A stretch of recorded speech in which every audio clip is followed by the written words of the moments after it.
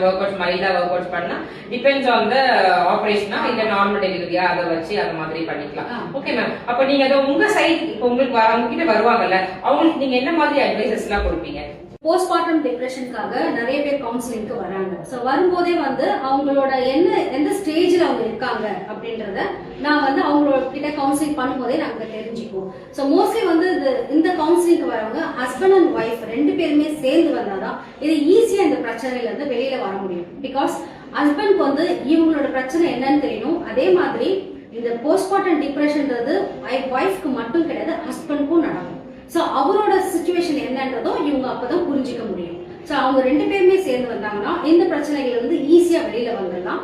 இதுக்கான solution therapy கொடுக்கணுமா இல்ல மெடிசன் வழியா அவங்க போகணுமா அப்படின்றதையும் நாங்க சஜஸ்ட் பண்ணிடுவோம். அவங்க ஆல்ரெடி டிப்ரெஷன்ல இருக்கிறவங்களா இருந்தா அதுக்கான ட்ரீட்மெண்ட்ல இருக்கிறாங்கன்னா அதை கண்டினியூ பண்றதுக்கோ இல்ல ஃபர்தரா என்ன பண்ணணும்ன்ற ஐடியாவும் நாங்க கொடுப்போம். மேம், ரொம்ப யூஸ்ஃபுல்லான ஒரு டாபிக் பத்தி டிஸ்கஸ் பண்ணிருக்கோம். நானே நிறைய விஷயம் இதுல கோ த்ரூ பண்ணி வந்திருக்கேன் அப்படிங்கறதா எனக்குமே இப்பதான் இதுதான் இதோட சிம்டம்ஸா இதுதான் இருக்குமா அப்படிங்கிற விஷயம் எல்லாம் நீங்க சொன்னதுக்கு ரொம்ப ரொம்ப தேங்க்ஸ் மேம். இதுல இருந்து எப்படி ஓவர் கம் பண்ணி வர்றது எல்லாமே நீங்க சொன்னீங்க. ஒரு சின்ன சின்ன எக்ஸசைஸ் மூலமா பண்ணலாம், டான்ஸ் ஆடலாம், அந்த மாதிரி விஷயம் எல்லாமே